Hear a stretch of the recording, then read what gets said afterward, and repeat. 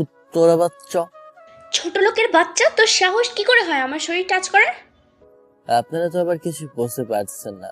তাহলে চলেন ভেজালটা ক্লিয়ার করে নেই। তার আগে পরিচয় পর্বটা আংশিক দিয়ে নেই।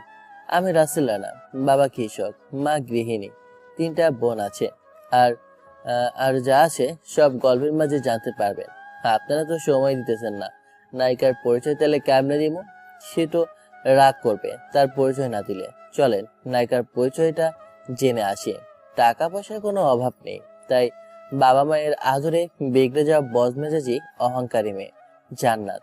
পুরা নাম মেহেরজাবিন মেঘ জান্নাত। বাবা দেশের নামকরা বিজনেসম্যান, মা একজন এমবিবিএস ডাক্তার, কোনো ভাই বোনও নেই। এবার চলেন গল্প ফেরা যাক। আপনার যে থাপ্পড়ের শব্দ শুনলে সেই থাপ্পড় আমার সদ্য বিবাহিত স্ত্রী জান্নাত বাসর করে মেরেছে আমাকে। কেন মারলো সেই শব্দ আপনাদের মাথার উপর দিয়ে যাচ্ছে, তাই না? যাওয়ারই কথা। হেই, তুমি আমার বিবাহিত স্ত্রী, তোমাকে টাচ করার সম্পূর্ণ অধিকার আছে আমার, ইসলামের নিয়ম অনুযায়ী। আমি তোর বিবাহিত স্ত্রী? শুনলেই হাসি পায়। তো তো আমার বাড়ির কাজের লোক হওয়ারও কোনো যোগ্যতা নেই, আবার আমার স্বামী দাবি করস নিজেকে?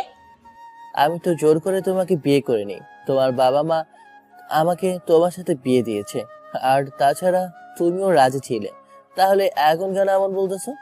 চুপ কর, ছোট লোকের বাচ্চা।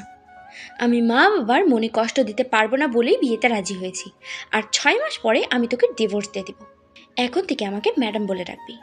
বাবা মা যদি জানতে পারে এইসব, তাহলে তোর জীবন আমি আস্ত রাখবো না। আচ্ছা, আমি আপনার অনুমতি ছাড়া কখনো আপনার শরীরে টাচ করব না, আর আপনি যা বলবেন তাই হবে। এই ফকিন্নির বাচ্চা, তুই এই বিছানায় ঘুমাবি? তোর শক্ত কম না? যা, গিয়ে ফ্লোরে ঘুমা। এর সাথে কথা না বলাই ভালো। ঘুমিয়ে পড়লাম। আমি মনে হয় প্রথম ব্যক্তি যে কিনা বাসর রাতে এই খাটে না ঘুমিয়ে ফ্লোরে ঘুমালাম। ওরা হাজারটা রাগ অভিমান নিয়ে ঘুমিয়ে থাকুক, আমরা বরং জেনে আসি এই বিয়ের আসল রহস্যটা কি। তাহলে চলো। এই বাবা, রাসেল ওঠ না, অনেক বেলা হয়ে গেছে, কখন উঠবি? মা, আর একটু ঘুমাতে দাও না। তুই বেশি করে ঘুমা, ওইদিকে তোর চাকরিটা হারিয়ে যাক। আজকে না তোর মালিকের সাথে বাস স্ট্যান্ডে যাওয়ার কথা, তোর ছোট মালিককে আনতে। মা, তুমি আরো আগে ডাকুনি কেন? কত দেরি হয়ে গেল, এখন না জানি কি হয়। এখন তো আমারই সব দোষ হবে, এটা আমি আগে থেকেই জানি। সেই কখন থেকে তোকে ডেকেই যাচ্ছি, তোর ওঠার নামগন্ধই নেই। তাড়াতাড়ি ফ্রেশ হয়ে নাস্তা করতে আয়। তারপর 2 মিনিটে ঘুম থেকে উঠে 5 মিনিটে ফ্রেশ হয়ে নাস্তা করার জন্য আসলাম। মা, বাবা কোথায়? দেখে পাচ্ছি না কেন? তোর বাবা একটু ধান খেতে কাজ করতে গেছে, খেতে নাকি অনেক আগাছা হয়েছে। যারা গ্রামে থাকেন তারা সব বুঝতে পারবেন। তারপর নাস্তা করে জমিদার বাড়িতে চলে আসলাম। জমিদার বাড়ি সম্পর্কে কিছু বলে নেই, পরে আবার বুঝতে পারবেন। এখানকার জমিদার হলেন খান বাহাদুর। তার স্ত্রী একটা দুর্ঘটনায় মারা যান। তার একটা ছেলে আছে, তাও আবার পরিবার নিয়ে ঢাকায় থাকে। আর কেউ নেই, অনেক ধন সম্পদের মালিক। আর বাহাদুর আমাকে খুব ভালোবাসে, আমি তাকে দাদু বলেই ডাকি। আমি তার সাথেই থাকি, তার গাড়ি চালাই। আপনাদের সাথে কথা বলতে বলতে জমিদার বাড়িতে চলে এসেছি। এই রাসেল, তোর আসতে আজকে এত দেরি হলো কেন? তুই জানোস না আজকে গঞ্জে যেতে হবে আমার ছেলের পরিবারকে আনতে? দাদু, হয়েছিল কি, আমি ঘুম থেকে উঠবো অমনি তুমি আমার স্বপ্নে এসে বলতেছো যে দাদু ভাই দেখ, ওই মেয়েটা কত সুন্দর। আর ওই মেয়েকে খুঁজতেই দেরি হয়ে গেল। আমার সাথে ভালোই মজা নিতে পারোস দেখছি। তাড়াতাড়ি গাড়ি বের কর। তারপর গাড়ি নিয়ে চলে আসলাম বাস স্ট্যান্ডে। এসে তো কাউকে দেখতে পাচ্ছি না। হে দাদু, কই তোমার ছেলে, ছেলের বউ আর তার মেয়ে?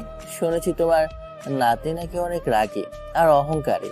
এর আগে কখনো দেখিওনি, কারণ তারা অনেক বছর পরে আসতেছে।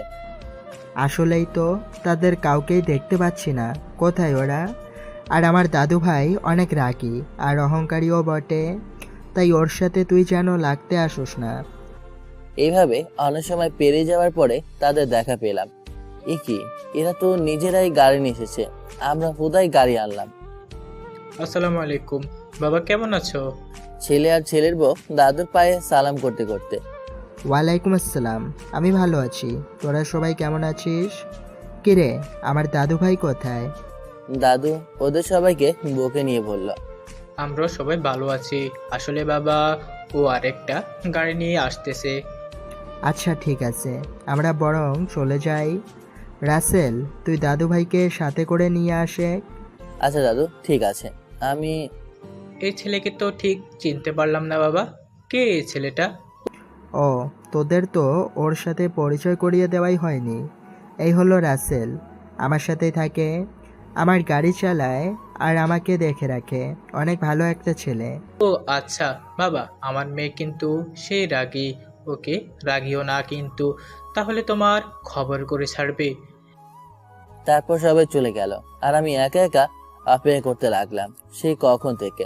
অবশেষে আমার অপেক্ষার অবসান ঘটিয়ে আমার সামনে একটা গাড়ি এসে থামে। তখন গাড়ি থেকে একজন বের হয়, কিন্তু আমি তার দিকে তাকিয়ে আছি। এটা ছেলে নাকি মেয়ে? না, দাদু তো বলেছে এইটা নাকি তার নাতনি। আমি এইসব ভাবতেছি। ঠিক তখনই মেয়েটা গাড়ি থেকে নেমে আমার সামনে এসে যা করলো, সেটা দেখে তো আমার অজান্তেই দুই চোখ থেকে দুফোঁটা পানি গাল বেয়ে পড়লো। জান্নাত ম্যাম গাড়ি থেকে নেমে সোজা আমার সামনে এসে দাঁড়ালো, কিন্তু আমি তো তার রূপে মুগ্ধ হয়ে একদৃষ্টিতে ওই ললনার দিকেই তাকিয়ে আছি। সেই জন্য তো মেয়েটা আরো বেশি রেগে লাল হয়ে রুচির মতো ফুলতেছে। কি সুন্দর মায়েরি! আল্লাহ মনে হয় ওই মেয়ের রূপরেখা সম্পূর্ণ নিজের হাতেই বানিয়েছে। হরিণীর কাজল কালো টানা টানা মায়াবী দুটি আঁখি, লম্বা লম্বা কেশ, এক কথায় পুরাই পরি। মনে হয় পরি রানীরা একে ভুল করে দুনিয়ায় রেখে গেছে। কিন্তু কথায় আছে না একটা কথা, সেটা কিন্তু মিথ্যা হয় না। সুন্দর দেহ হলেই মন সুন্দর হয় না। এই মেয়েও ঠিক তেমনই। আমি তার দিকে তাকিয়েছি বলে গাড়ি থেকে নেমেই ঠাস ঠাস করা দুইটা চর মেরে আমার গালের নকশাটা বদলে ফেলেছে। লুচ্চা কোথাকার, কখনো মেয়ে দেখোস নাই নাকি? হ্যাঁ, এমন ভাবে তাকিয়ে আছোস কেন? চোখ দিয়ে যেন গিলে খাবি। চটা খাওয়ার পরে আমার ঘোর কাটলো। এই সামান্য কারণেই দুইটা থাপ্পড় মারলো, যার কারণে ঠোঁট কেটে রক্ত বের হয়ে গেছে।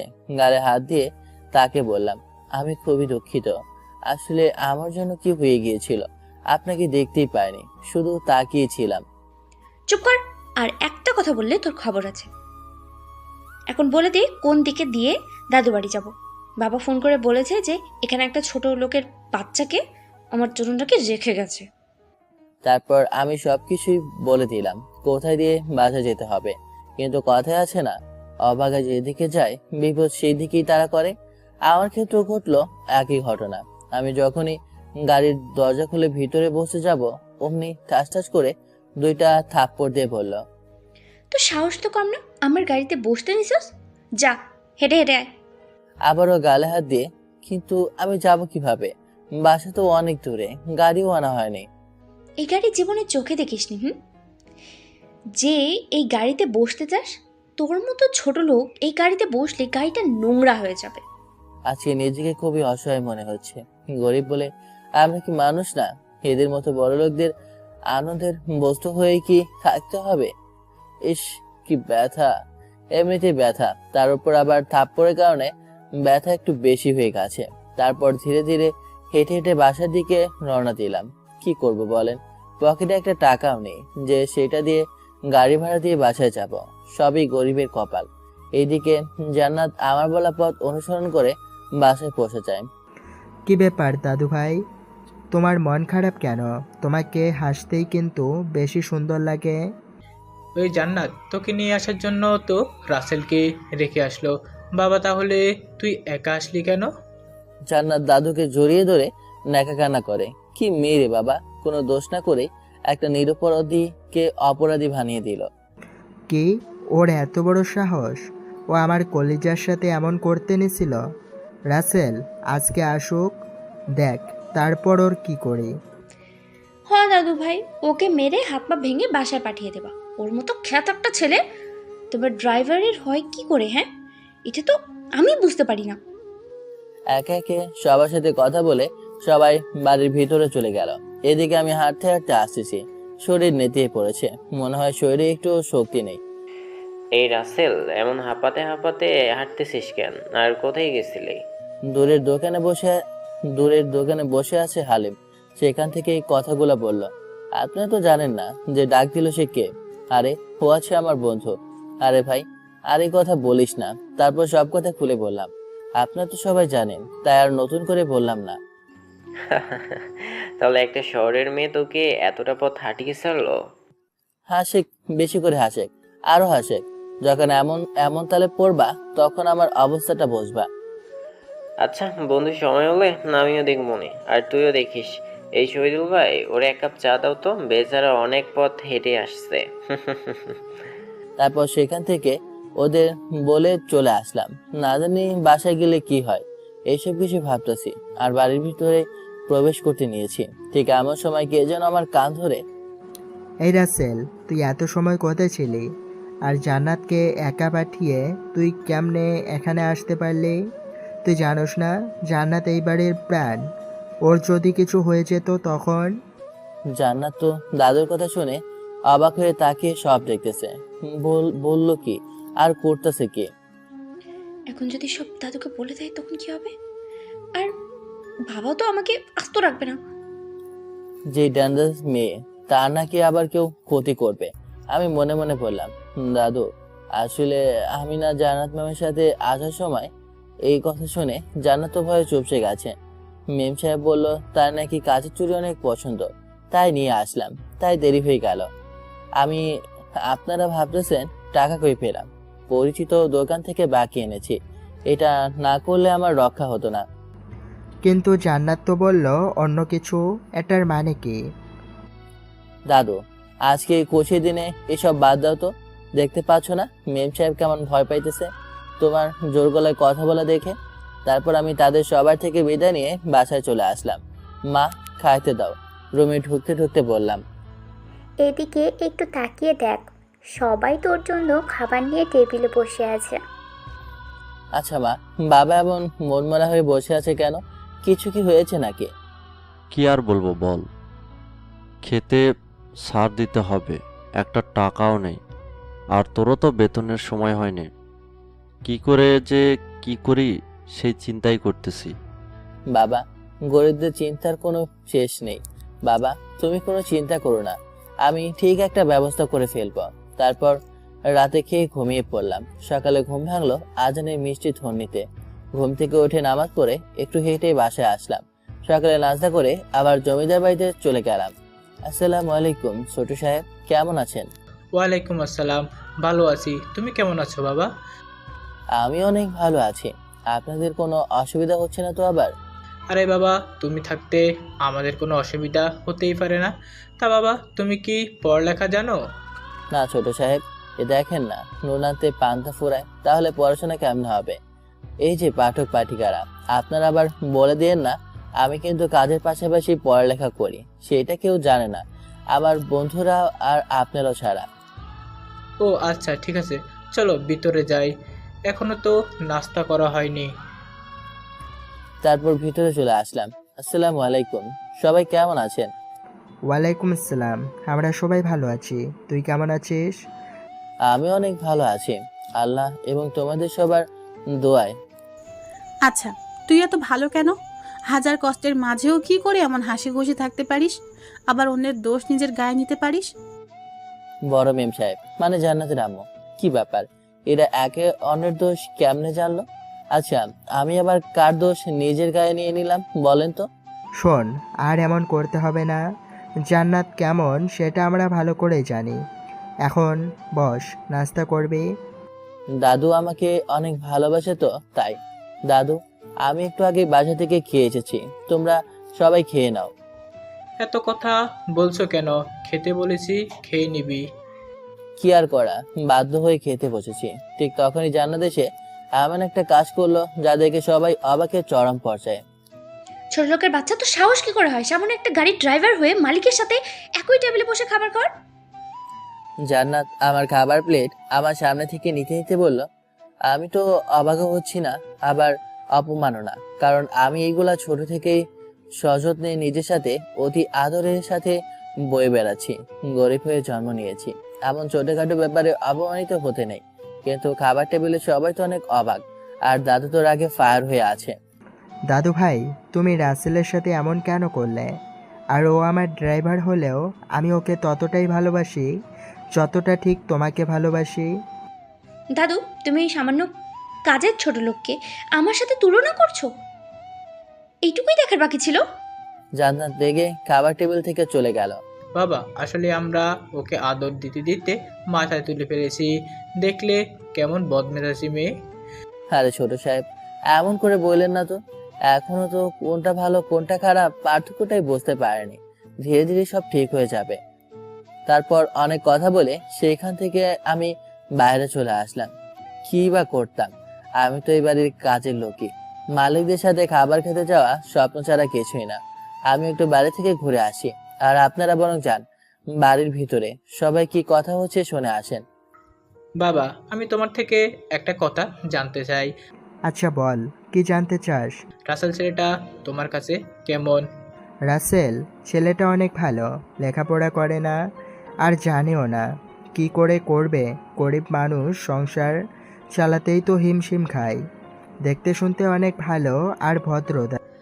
তাহলে তো হলোই। আমি ভাবতেছি কি, জান্নাতকে রাসেলের মতো একটা ছেলের সাথে বিয়ে দিয়ে আমার বাড়িতে রাখতে। তাহলে যদিও একটু ভালো হয়। কি বলছো এগুলা? জান্নাতের সাথে রাসেল কেমনে? আর জান্নাত তো মানবেই না এই বিয়েটা। রাসেলের সাথে জান্নাতের বিয়ে হলেই ভালো হবে। আর মানাবে না কেন? আমরা সবাই একটু বুঝিয়ে বললেই রাজি হবে। আমরা সবাই রাজি হলে তো হবে না, এই বিয়েতে রাসেলকেও রাজি হতে হবে। আর ওর তো একটা পরিবার আছে, তাই না? রাসেল আমার কথা কিছুতেই ফেলবে না, আর ওর পরিবারের কেউ মানা করবে না, বরং খুশি হবে। আমি বলি কি, তোমরা এইভাবে রাসেলের জীবনটা নষ্ট করো না। জান্নাত কেমন সবাই কিন্তু ভালো করেই জানো। এইভাবে সবাই নিজেদের কথাবার্তা ঠিক করে নিল আর সিদ্ধান্ত নিল আগে আমার পরিবারের সবাইকে রাজি করাবে, তারপর আমাকে বলবে। আমাকে না জানিয়ে সবাই আমার বাড়িতে গেল। আসসালামু আলাইকুম। জমিদার সাহেব কেমন আছেন? আজ আমার বাড়ি ধন্য হলো আপনার পায়ের ধুলোতে। ওয়ালাইকুম সালাম, আমরা সবাই ভালো আছি। আর এইভাবে বলছো কেন? এই রাসেলের মা, কোথায় তুমি? এসে দেখে যাও আজকে আমাদের বাড়িতে কারা এসেছে। আব্বু অনেক খুশি হয়ে মাকে ডাকতে ডাকতে বলল। তারপর সবাই নানান কথাবার্তা সেরে হালকা নাস্তা করে। যেই জন্য এসেছে সেই কথা বাবাকে বলল, আর বাবাও আমার শোকের কথা ভেবে রাজি হয়ে গেল।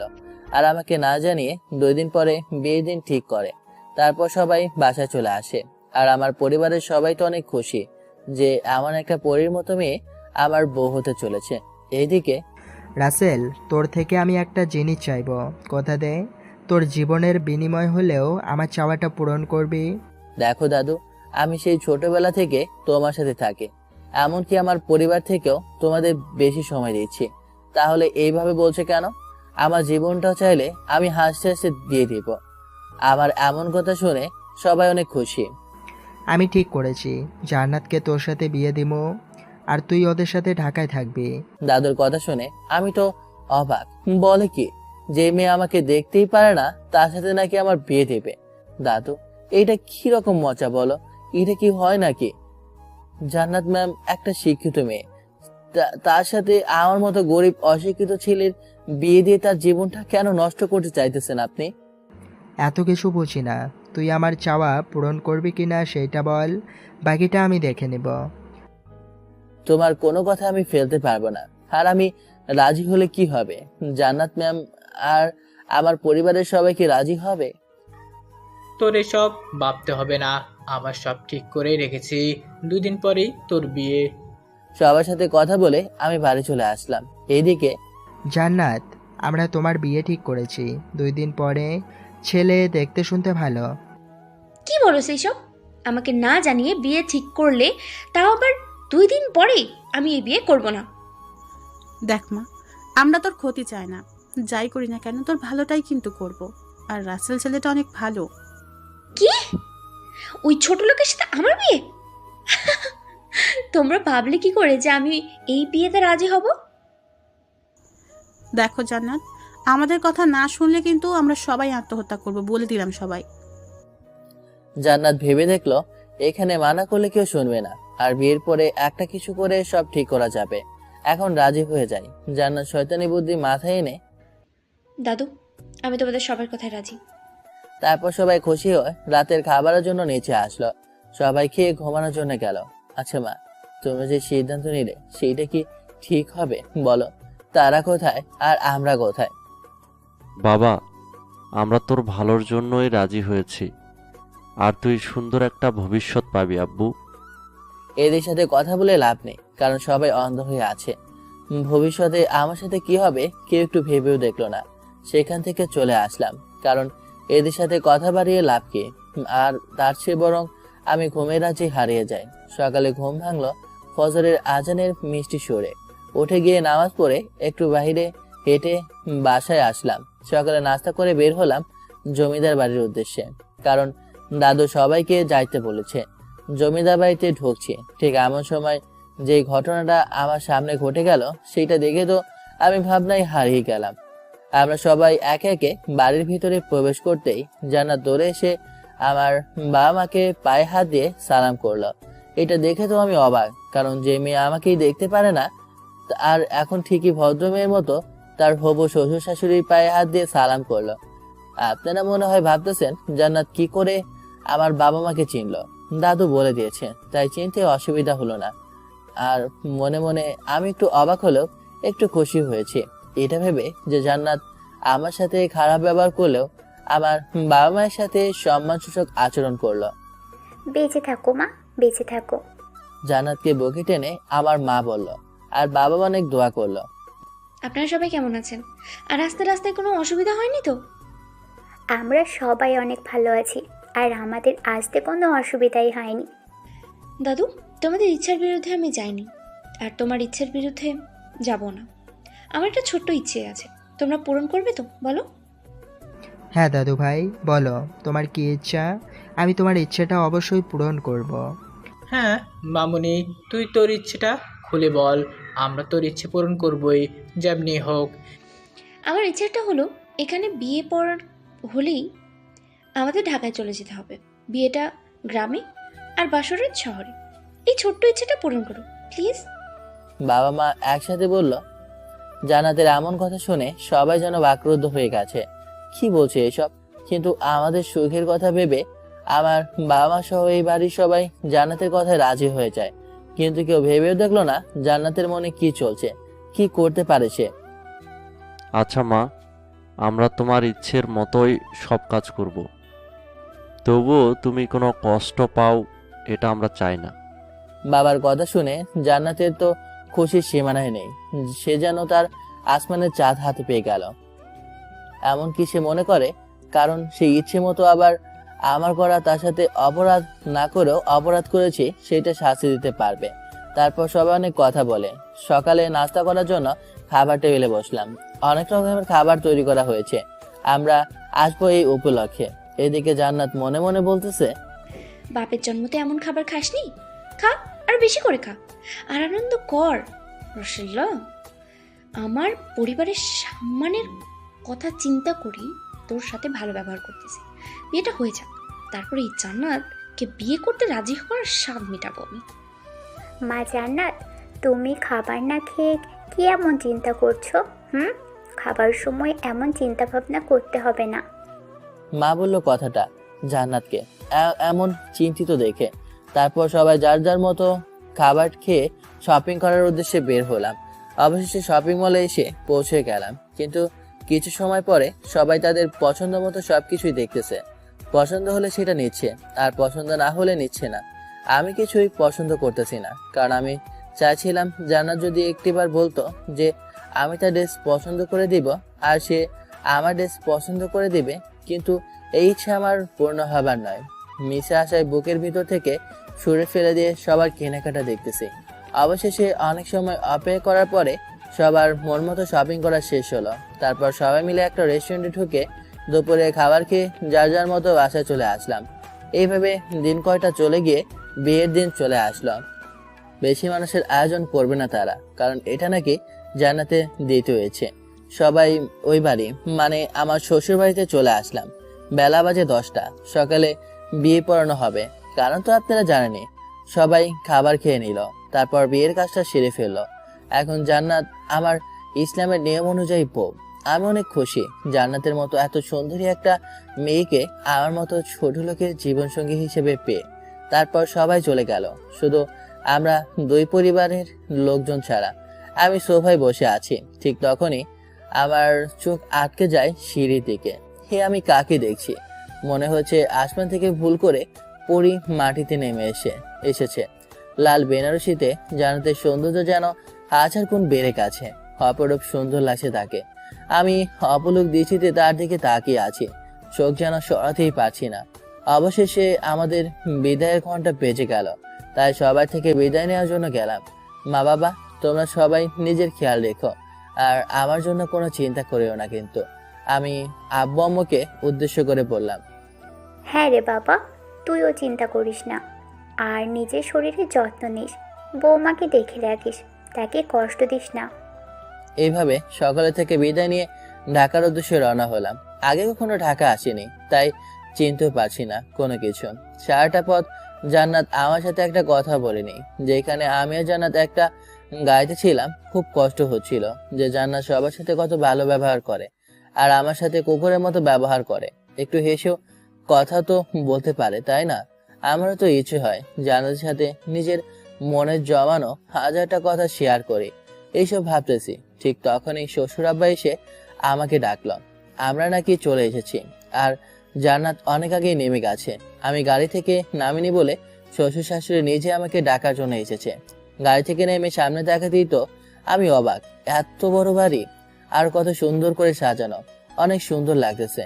জান্নাত যদি আমার হাত ধরে সবকিছুই ঘুরে দেখাইতো কতই না ভালো হতো, কিন্তু আমার ভাগ্যে তো আর এমন কিছু হবে না যে জান্নাতের ভালোবাসা পাবো।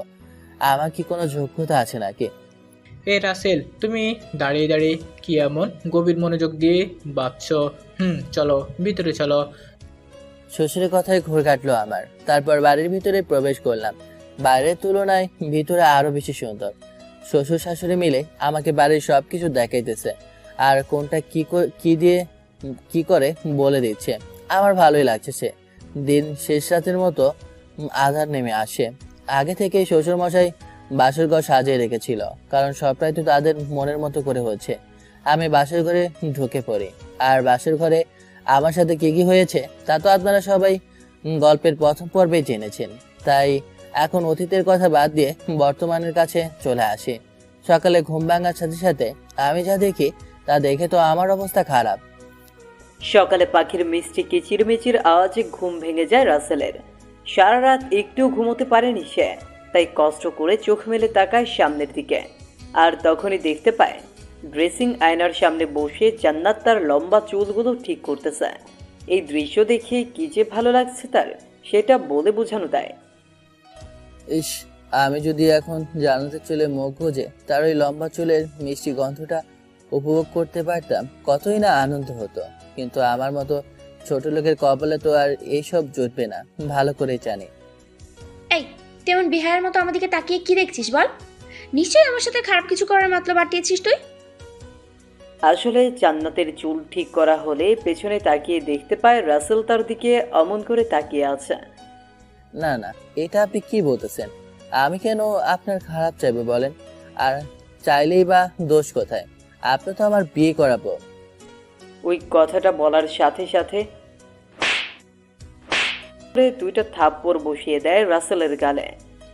কুত্তার বাচ্চা, তোর সাহস কি করে হয় আমাকে বউ বলার? তোকে বলছি না আমার সামনে স্বামী অধিকার দেখাতে আসবি না, তোকে আমি স্বামী হিসেবে মানি না। শোনেন, আমি এতটাও খারাপ না যে আপনার ইচ্ছার বিরুদ্ধে আপনার শরীরের উপর ঝাঁপিয়ে পড়বো। যদি এমনটাই হতাম তাহলে রাতে সোফায় ঘুমিয়ে যেতাম না। আপনার অনুমতি ছাড়া কোনোদিনও আপনাকে আমি ছুঁয়েও দেখবো না। কথাগুলো বলতে অনেকটাই কষ্ট হচ্ছিল রাসেলের, কারণ থাপ্পড়টা এতই জোরে ছিল যার জন্য ঠোঁট কেটে রক্ত বের হচ্ছে। আমি বলবো তোকে আদর করতে। How funny! এই জীবন যাবে তাও তোকে আদর করতে বলবো না। সময় হলে ঠিকই বলেন, আর এই দিনের জন্য আফসোস করবেন, কথাটা মনে রাখিয়েন।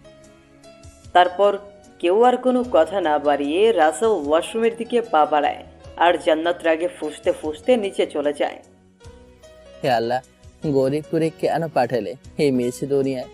আর সব কষ্ট কি শুধু আমার জন্য রেখেছো? আমি সে আর সইতে পারছি না। রাসেল ওয়াশরুমের বেসিনের সামনে দাঁড়িয়ে এক হাত দিয়ে চোখের জল, অন্য হাত দিয়ে রক্ত মুছতেছিল।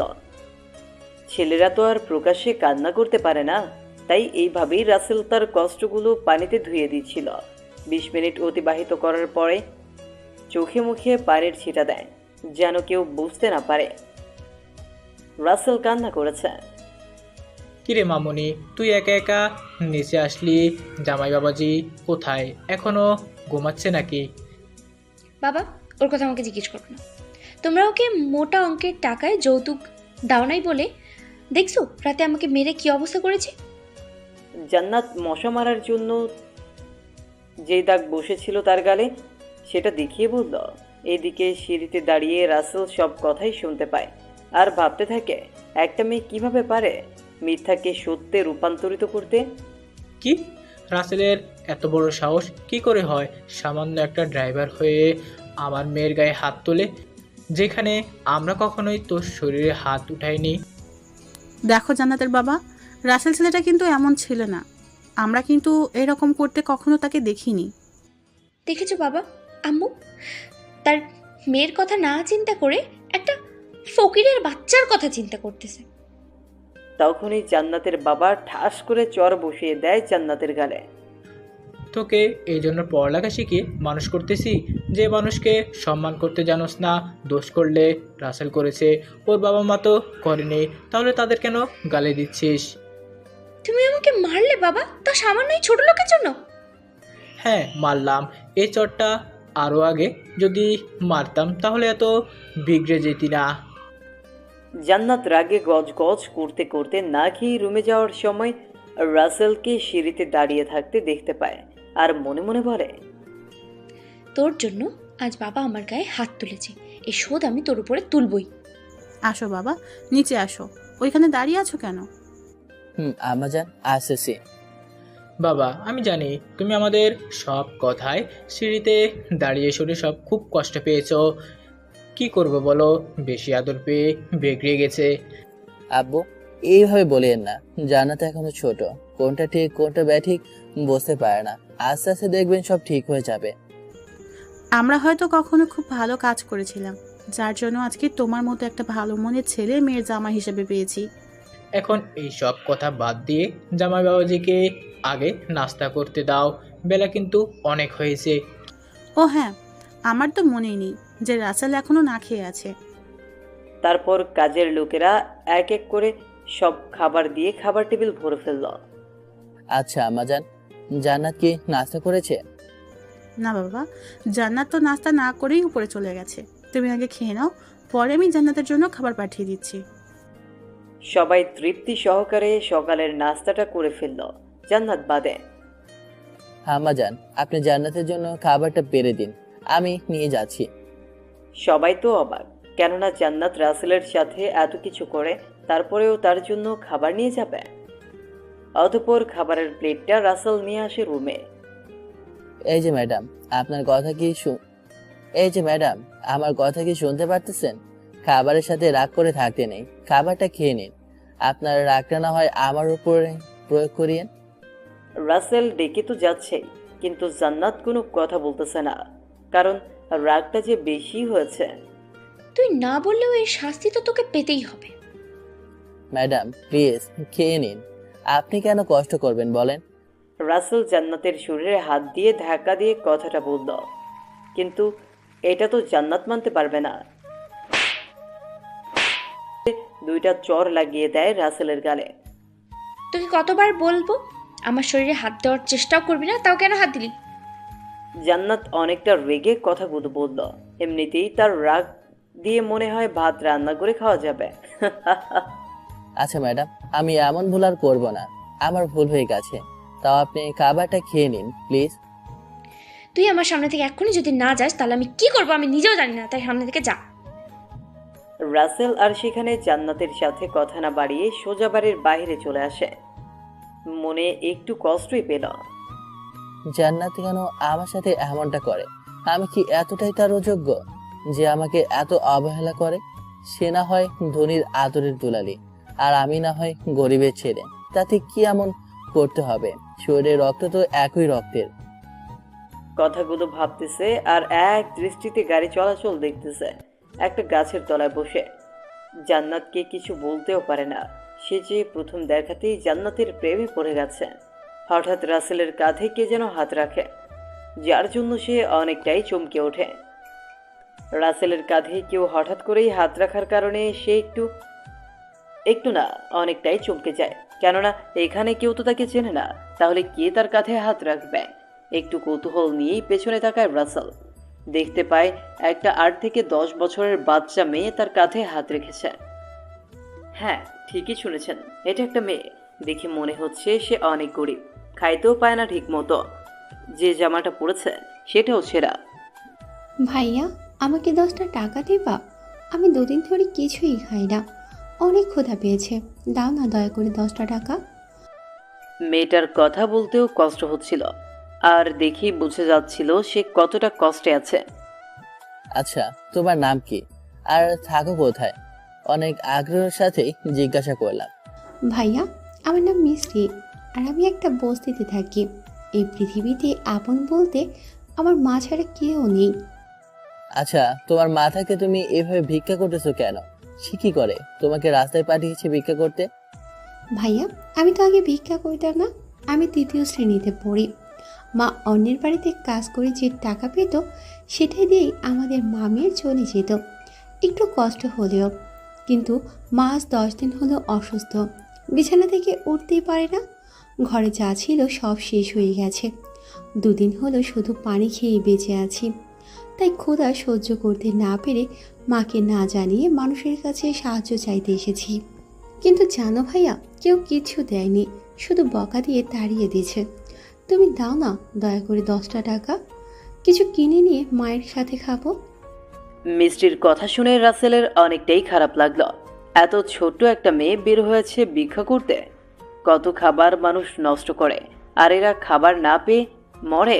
সবাই যদি গরিবদের কষ্টের কথা মনে করতো তাহলে আর মিষ্টির মতো মানুষের কষ্টে থাকতে হতো না। এইসব ভাবতেছিল রাসেল। আচ্ছা মিষ্টি, তুমি আমার সাথে চলো। কোথায় নিয়ে যাবে? আমি কোথাও যাব না, মা বলেছে একা কারোর সাথে না যাইতে। আরে আমি তোমাকে কোথায় নিয়ে যাব? আমি তো তোমাকে খাবার কিনে দেব। কি যেন ভেবে মিষ্টি রাসেলের সাথে যায়, আর রাসেল সোজা মিষ্টিকে নিয়ে একটা বড় রেস্টুরেন্টে ঢোকে। আর এই রেস্টুরেন্টটা রাসেলের। আপনারা মনে হয় ভাবতেছেন রাসেল টাকা পাবে কোথায়? আর এত নাম করা রেস্টুরেন্ট, তা আবার রাসেলের? এত কিছু বলতে পারবো না, গল্পের সাথে থাকেন জানতে পারবেন। রাসেল কি? আসসালামু আলাইকুম স্যার, কেমন আছেন? আর এতদিন পরে আসলেন যে? ম্যানেজার রাসেলকে গেট দিয়ে ঢুকতে দেখেই উপরের কথাগুলো বলে। আর এখানের কেউ রাসেলকে চেনে না দেখে তাকিয়েছিল। রাসেল ম্যানেজারকে চোখের ইশারায় থামতে বলল, আর সে বুঝেও গেল। ওয়ালাইকুম আসসালাম। আলহামদুলিল্লাহ, আপনাদের দোয়ায় অনেক ভালো আছি। আর সময় পায় না তাই আসতে পারেনি। তারপর রাসেলের কথা মতো ওয়েটার খাবার এনে রাখে তাদের সামনে, আর মিষ্টি পেট ভরে খায়। ভাইয়া, কিছু খাবার আমি মায়ের জন্য নিয়ে যাই, এত খাবার তো খেয়ে শেষ হবে না। তুমি সব খাবার খেয়ে শেষ করো আর তোমার মায়ের জন্য নিয়ে যাবে, আমি বলে দিচ্ছি। তারপর রাসেল ম্যানেজারকে সব কিছু বলে। মিষ্টির থেকে বিদায় নিয়ে বাসার উদ্দেশ্যে বের হয়ে মেইন রাস্তা দিয়ে হাঁটতেছে। সেই সকালে বাসা থেকে বের হয়েছে, আর এখন বিকেল হয়ে এলো। হাঁটার কারণে রাসেলের কপাল বেয়ে বিন্দু বিন্দু করে ঘামের কণা বেয়ে পড়তেছে। কি ব্যাপার জান্নাতের আম্মু? রাসেলকে দেখতে পারছি না, অনেক সময় হলো। আমি তো জানি না রাসেল কোথায়, সেই সকালে বের হয়ে গেছে আর এখন বিকাল হয়ে এলো। তুমি বরং তোমার মেয়েকে জিজ্ঞেস করো। শাশুড়ি মা জান্নাতকে দেখিয়ে বলল, কেননা জান্নাত তখন সোফায় বসে বসে ল্যাপটপে কি যেন করতেছিল। জান্নাত, রাসেল কোথায় গেছে? ওকে তো দেখতে পারতেছি না। আমি তো জানি না বাবা, সে কোথায়, আমাকে তো সব বলে যায়নি। আর আমি মরছি আমার জ্বালা, এমনিতে ল্যাপটপে কি যেন হয়েছে বুঝতে পারছি না, আমার গুরুত্বপূর্ণ কাজ করতে হবে। বাবা, আমাকে নিয়ে কি কথা হচ্ছে? আমি কিন্তু কিছু বুঝতে পারতেছি না। রাসেল দরজায় দাঁড়িয়ে জান্নাতের কথা শুনেছে, বাকি কিছুই শুনতে পায়নি, তার জন্যই জিজ্ঞেস করে। আরে বাবা, তুমি সারাদিন বাসায় ছিলে না? কোথায় ছিলে? আমি অফিস থেকে এসে জান্নাত। এদিকে জাহাঙ্গীর সাহেবের কথা শুনে জান্নাত তো ভয় পায়, কেননা সকালের কথা যদি বলে দেয় রাসেল। বাবা, তার জন্য আপনি এত চিন্তা করতেছেন? আমি একা বাসায় ভালো লাগলো না, তাই বাইরে গিয়েছিলাম একটু মনটাকে ফ্রেশ করতে। যাক বাবা, বেঁচে গেল। ছোট লোকটা বাবাকে কিছুই বলে দেয়নি। তারপর সবার সাথে কথা বলে রাসেল রুমে চলে আসে, সাথে জান্নাতও চলে আসে। আর রুমে আসতেই জান্নাত তার ল্যাপটপটা রেখে ওয়াশরুমে চলে যায়। জান্নাত তো তখন বলেছিল তার ল্যাপটপটা নষ্ট হয়েছে আর তার নাকি গুরুত্বপূর্ণ কাজ করতে হবে। এখন তো জান্নাত ওয়াশরুমে, তাই তাড়াতাড়ি ল্যাপটপটা ঠিক করে দেই। আপনারা কিন্তু বলে দিয়েন না জান্নাতকে, তাইলে কিন্তু আমার খবর আছে তার ল্যাপটপ ধরার কারণে। রাসেল তাড়াতাড়ি ল্যাপটপটা ঠিক করে যেভাবে ছিল সেইভাবে রেখে নিচে নেমে আসে। আর জান্নাত ওয়াশরুম থেকে বেরিয়ে ল্যাপটপ হাতে নিতেই অবাক হয়ে যায়।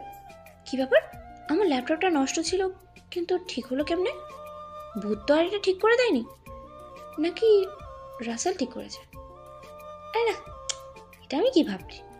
ওর মতো ছোট লোক ল্যাপটপ তো কখনো হাত দিয়ে ধরেইনি, ঠিক তো করা থাকলো দূরের কথা।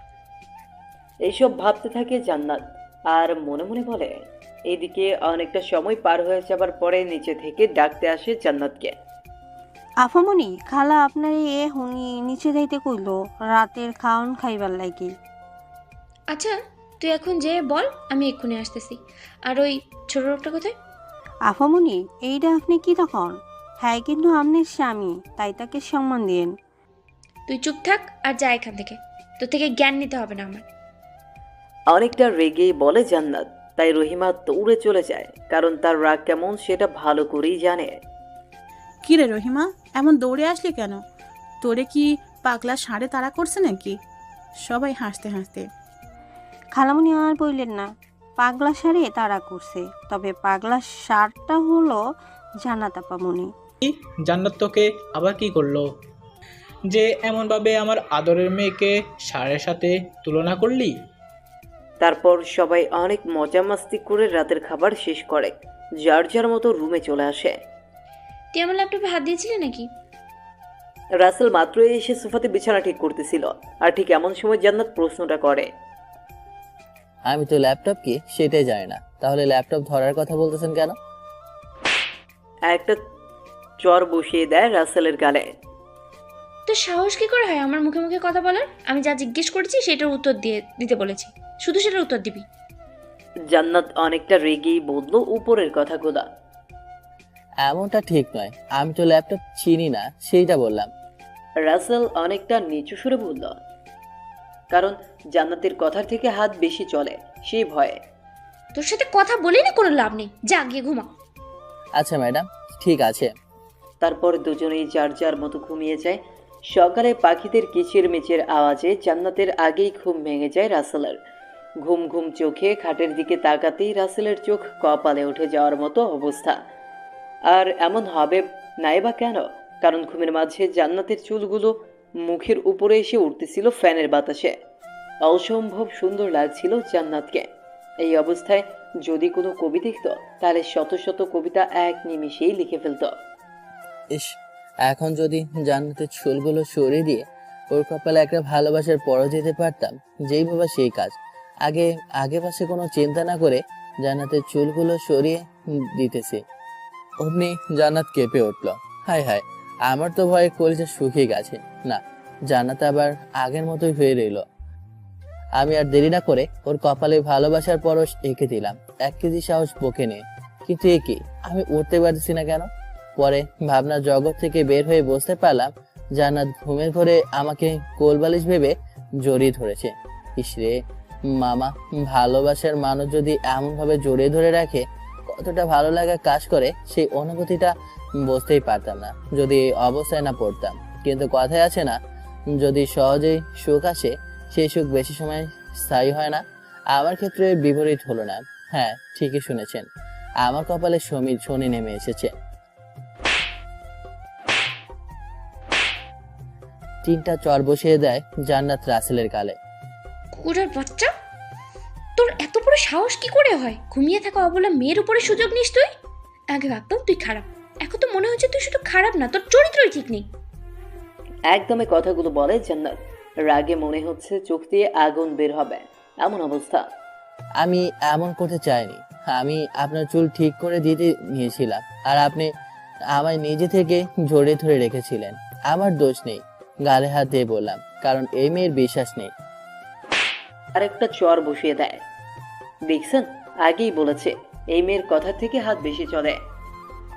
তোর সাহস থেকে বাঁচি না আমি। এত চর খেয়েও আমার মুখে মুখে কথা বলোস, আবার আমার নামে মিথ্যা বলোস। আমি সত্যি বলছি, আর আমি এমন করলে কোনো সমস্যা হবার তো কথা না। আমি তো আপনার বিয়ে করা স্বামী। অনেক কষ্টে বলল রাসেল, কারণ পরপর 3টা চর খাওয়ার জন্য ঠোঁট কেটে রক্ত বের হচ্ছে। এইদিকে জান্নাতের কোনো দৃষ্টি নেই। তোকে কয়বার বলবো আমি তোকে স্বামী হিসেবে মানি না, মানি না, আর কোনোদিন মানতেও পারবো না, কারণ আমি অন্য একজনকে ভালোবাসি। তোকে ডিভোর্স দিয়ে আমি তাকে বিয়ে করবো। অনেকটা রাগ নিয়ে বলল। কথাটা শুনে রাসেল কি করবে বুঝতে পারতেছে না। যাকে নিয়ে সে 1000 বছর বেঁচে থাকার স্বপ্ন বনে, আর সেই মানুষটাই অন্যের জন্য স্বপ্ন খোঁজে। আপনি এমন কেন করলেন আমার সাথে? অন্যকে ভালোবাসেন সেটা আগে বললে আমাদের কারো জীবনটাই নষ্ট হতো না। আর হ্যাঁ, এটা জেনে রাখেন, আমি মরার আগ মুহূর্তেও আপনার হয়ে মরব। যা আমার সামনে থেকে, তোর কথা আমার শুনতে ইচ্ছে হচ্ছে না, নাহলে আরো একটা খাবি। আমি পড়ালেখা জানি না, ধন সম্পত্তিও নেই। এক কথায় আজ আমি গরিব বলে এতটা কষ্টের অবহেলা করতেছেন। ম্যাডাম শুনে রাখেন, এই ছোট লোকটাকেই এই ছোট লোকটাকেই পাওয়ার জন্য একদিন কান্না করবেন। সেদিন হয়তো 1000 চাইলেও পাবেন না। একটু কান্না চোখেই বলল কথাগুলো। এই জান্নাত চৌধুরী কান্না করবে, তাও আবার তোর জন্য? How funny! তুই বের হ আমার সামনে থেকে। তারপর কেউ কোনো কথা না বলে ফ্রেশ হয়ে নাস্তা করে নিল। আমু, আমি কলেজে যাব, আমি কিছু টাকা দাও। এই নে 20,000 টাকা, আর সাথে রাসেলকে নিয়ে যা। একটু শহরটা ঘুরে দেখতে পারবি নে। দেখছেন নি কারবারটা? আজ বুঝতে পারলাম বড় লোকেদের বড় বড় ব্যাপার। কলেজে যাওয়ার জন্য এত টাকা, আর আমরা মধ্যবিত্তরা সামান্য কয়েক টাকার জন্য কত বাহানা করি, তারপরেও পায় না। সিরিয়াসলি নিয়েন না কিন্তু। আমি সাথে নিয়ে যাব এইরকম একটা গ্রামের খ্যাতকে? আবু তুমি পাগল হয়ে গেছো? জান্নাত, তোমার সাহস দিন দিন বেড়ে চলেছে। তুমি কি ভুলে গেছো রাসেল তোমার স্বামী? ওকে সাথে না নিলে কলেজ যাওয়া বন্ধ। আব্বু আম্মু, ওর সাথে এমন করিয়েন না। ছোট মানুষ, বুঝতে পারে না। ও যেমন থাকতে চায় থাকতে দিন। না বাবা, এটা হয় না। তোমাকে যাতা বলে অপমান করবে তা তো মানতে পারি না আমি। তুমি ওর সাথে যাও, এটাই শেষ কথা। আর কোনো কথা না বলে জান্নাত রাসেলকে নিয়ে বাড়ির বাইরে আসলো গাড়ির কাছে। এই যে ছোট লোকের বাচ্চা, উঠে গাড়ি চালা, আমি রাস্তা বলে দেবো। বাড়তি কোনো কথা বলবি না আমার সাথে। রাসেল কোনো কথা না বলে গাড়ির চাবি নিয়ে গাড়ি চালাতে শুরু করলো। আর ভাবতে থাকে, এখন জান্নাত যদি তার সাথে সামনে বসতো কতটা ভালো হতো। আবার নিমিষেই মনটা ছোট হয়ে যায় এটা ভেবে, জান্নাত কলেজে গিয়েও যদি এমনভাবে সবার সামনে অপমান করে। অনেক সময় পরে তারা কলেজের সামনে চলে আসে, আর ঠিক তখনই জান্নাতের বান্ধবীরা শিখা, তৃষা, ইসরাত গাড়ির কাছে চলে আসে। কেননা জান্নাত আজকে অনেকদিন পরে কলেজে আসলো। হ্যাঁ জান্নাত, কেমন আছিস? আর সাথের হিরোটা কে? জান্নাত গাড়ি থেকে নামছে দেখে আমি নামতে নিচ্ছি, তখনই কথাটা বলল। আমি খুব ভালো আছি, তোরা কেমন আছিস? আর বলিস না রে দোস্ত, বাবা আমার জন্য গ্রাম থেকে গাড়ির ড্রাইভার এনেছে। এটা আমার ড্রাইভার। আপনারা তো আবার সব খুঁজে বের করেন যে কোনটা বলেনি। হ্যাঁ, ওদের সাথে পরিচিত হওয়ার কথাটা বলেনি, কারণ পরিচয় করিয়ে দিলে জান্নাতের সম্মান নষ্ট হবে, আর আমি তো সেটা কোনোদিন চাইবো না। তার জন্যই শেষে সবার সামনে অপমান করেই ছাড়লাম, তাও আবার নিজের স্বামীকে গাড়ির ড্রাইভার বলে। কি বলিস? এমন একটা স্মার্ট আর হ্যান্ডসাম ছেলে তোর ড্রাইভার, কথাটা মেনে নিতে পারলাম না। তোরা না মানলে তো আর ওই ড্রাইভার থেকে তোদের দুলাভাই হয়ে যাবে না? তোর কথা ঠিক আছে, কিন্তু তার একটা কথা কি জানোস, কাকের বাসা থেকে কিন্তু কোকিলই হয়। আচ্ছা চল, ক্লাসের সময় হয়ে গেছে। আচ্ছা চল। আর এই ড্রাইভার, তুই গাড়ির কাছেই থাক, আমি একটু পরে আসতেছি। অনেকটা রাগে কথাটা বলেই বান্ধবীদের নিয়ে হনহন করে চলে গেল। আমি আশেপাশে 4-5টা ভালো করে দেখতেছিলাম, ঠিক তখনই কেউ পেছন থেকে ডাক দিল। আমি তো একটু অবাকই হলাম, কেননা সে আমার দিকে না তাকিয়েই, এই যে ভাই, আমাকে একটু তাড়াতাড়ি আমার অফিসে পৌঁছে দিতে পারবেন আপনার গাড়ি দিয়ে? তাহলে আমার খুব বড় উপকার হবে। একদমই কথাগুলো বলল সে। আসলে আমি গাড়ির কাছ থেকে 4 পাশে দেখছিলাম, আর গাড়ির কাছে দেখে আমাকে ড্রাইভার ভেবেছে, আর খারাপ তো ভাবেনি সে, কারণ ঘরের বই তো এমন বলতেছে। আমি তখন তার দিকে ফিরে পড়লাম। আচ্ছা, আপনি আমাকে কেন বলতেছেন আপনাকে অফিসে পৌঁছে দেওয়ার জন্য? আমি যেতে পারবো না, কারণ আমার ম্যাডামকে নিয়ে কলেজে এসেছি। তার অনুমতি ছাড়া কোথাও যাওয়া তো দূরে থাক, নামটাই মুখে আনা নিষিদ্ধ। লোকটা তখনই আমার দিকে তাকায়, আর যা বলে তা শুনে আমি তো অবাক, কেননা যেখানে কেউ আমার কথা জানেই না সেখানে এই লোক কেমনে জানে আমি কে। তাহলে চলেন শুনে আসি অপরিচিত লোকটার বলা কথা। আরে স্যার, আপনি এইখানে কেন? আর আমি খুব দুঃখিত, কেননা আপনাকে গাড়ির সাথে দেখে ড্রাইভার ভেবেছি, আর আমার একটু জরুরি দরকার ছিল, তাই খেয়াল করিনি। Sorry sir. একদম এই কথাগুলো বললো মেয়েটি। আর হ্যাঁ, কি কি কি লোকটি বলছি, তার একটা নাম আছে, তার নাম হলো মানিক। আচ্ছা, আমাকে আপনি স্যার কেন বলতেছেন, আর আমাকে চিনলেন কি করে? আপনি মনে হয় আমাকে চিনতে পারেননি। আমি আপনার আরকে গ্রুপ অফ ইন্ডাস্ট্রির আছে না, সেটার ম্যানেজার। আর চিনবেন কেমনে? আমি তো আপনাকে ছবিতে দেখেছি, বাস্তবে আজকে ফার্স্ট দেখলাম। আচ্ছা ঠিক আছে, আর আপনি যে আমাকে চিনেন সেইটা কাউকে বলবেন না, আর আমার পরিচয় যেন কেউ না জানে। হঠাৎ পেছন থেকে বলে উঠলো, এই, আপনি কি পাগল হয়ে গেছেন?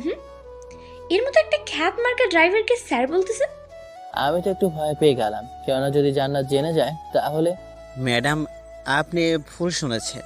আমি এর মতো খ্যাতকে স্যার কেন বলতে যাব? আমি তো বলেছিলাম এর মালিককে যেন স্যার বলে। আমার দিকে সরি বলার ইঙ্গিতে তাকায়। যাক বাবা, বেঁচে গেল। মানিক সাহেবের বুদ্ধি আছে বলতে হবে, কিরকম প্যাঁচ কাটিয়ে আমাকে বাঁচিয়ে নিল। তাহলে ঠিক আছে, আমি মনে হয় একটু ভুল শুনতে পেয়েছি। তারপর ম্যানেজারকে চোখ ইশারায় ধন্যবাদ জানিয়ে গাড়ি চালাতে লাগলাম, কিন্তু গন্তব্য অজানা। চলেন রাগী বইয়ের থেকেই জেনে নেই। আচ্ছা ম্যাডাম, কোথায় যাবেন এখন, একটু যদি বলে দিতেন দয়া করে। এই রেস্টুরেন্টে যা, সোজা, আর কোনো কথা বলবি না। ম্যাডাম, আর কি কথা বলবো, ওই রেস্টুরেন্টের নাম শুনেই তো আমার কলিজা শুকিয়ে যাচ্ছে। তোরা তো ভয় পাইতে হবে না, আমি আছি বুঝলি। তোর মতো খ্যাত তো আর ওইখানে ঢুকতে পারবে না। আমার জন্য তাও আজকে দেখতে পারবি কত বড় রেস্টুরেন্ট। তারপর আর কোনো কথা না বলে সোজা জান্নাতের বলা রেস্টুরেন্টে চলে আসলাম, কিন্তু কপালে কি আছে আল্লাহ ভালো জানে। আপনারা সাথে থাকেন প্লিজ, আবার আমাকে আমার জল্লাদ বইয়ের কাছে একা রেখে চলে যায় না। এই, এসে গেছি, তুই গাড়ির সাইড করে আমার পিছনে নয়। সবাই অনেক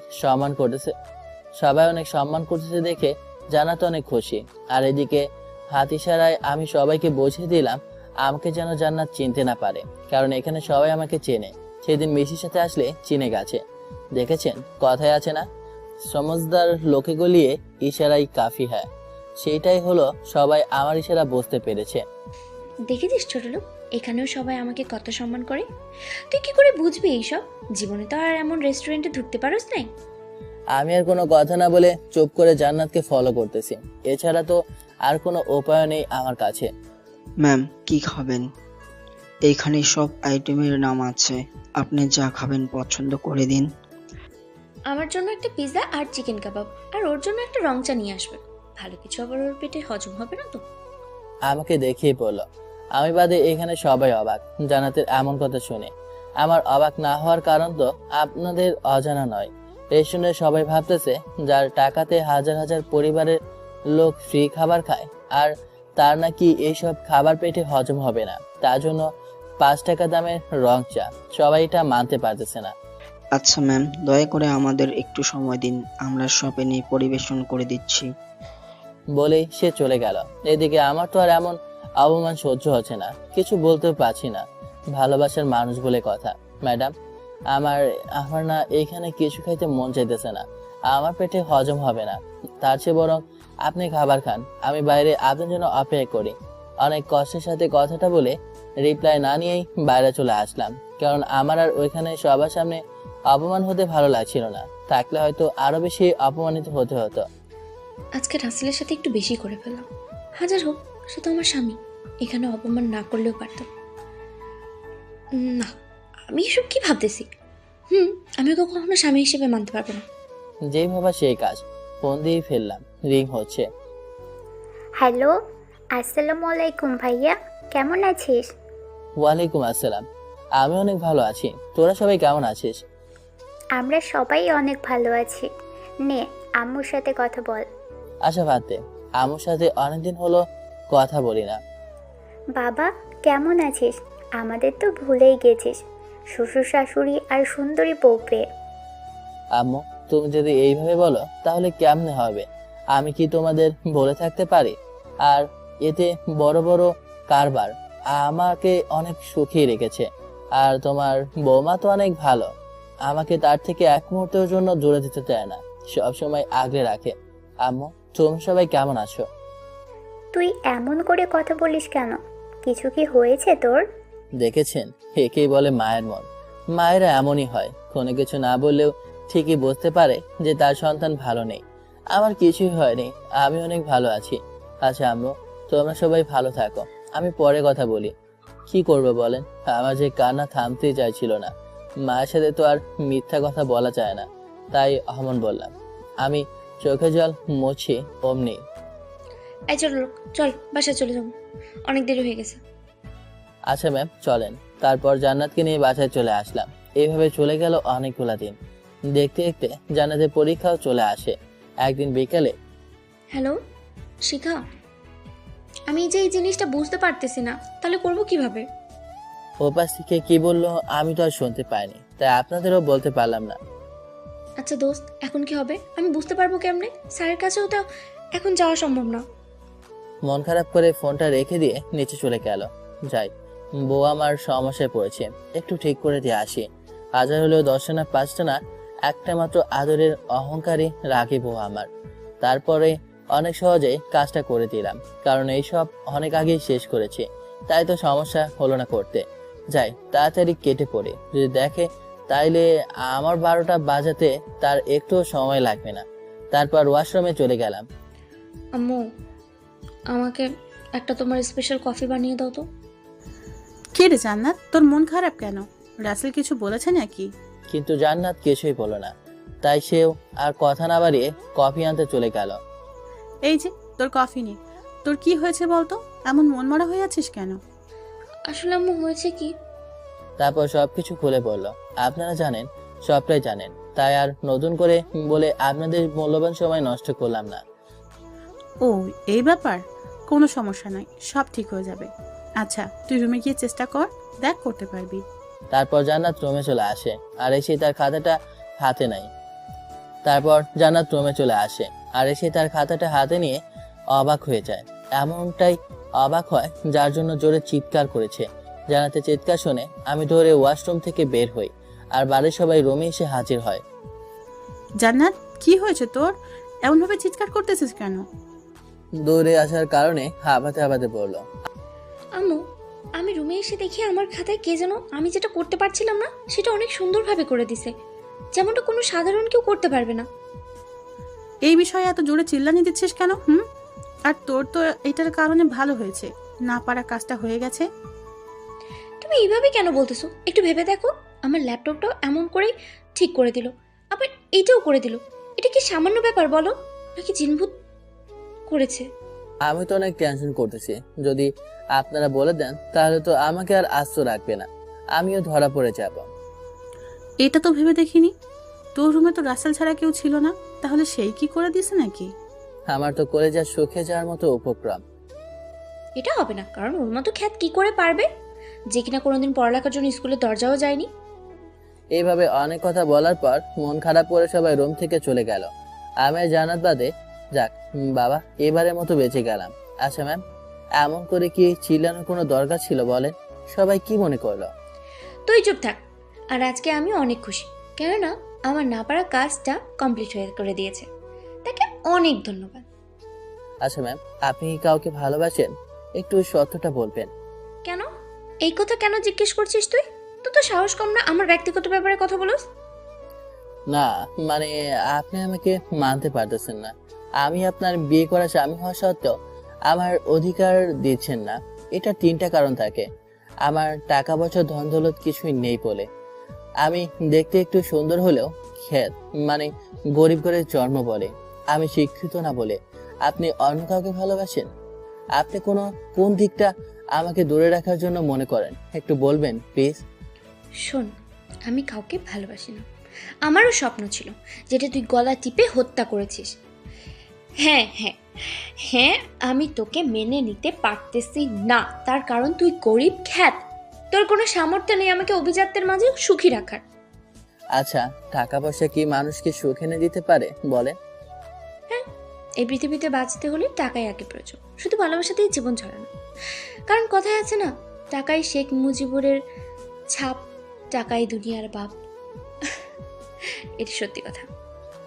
তারপর আর কোনো কথা না বলে বাইরে চলে আসলাম, কেননা এর সাথে কথা বলে এর মনে রাগ ছাড়া কিছুই তৈরি হবে না।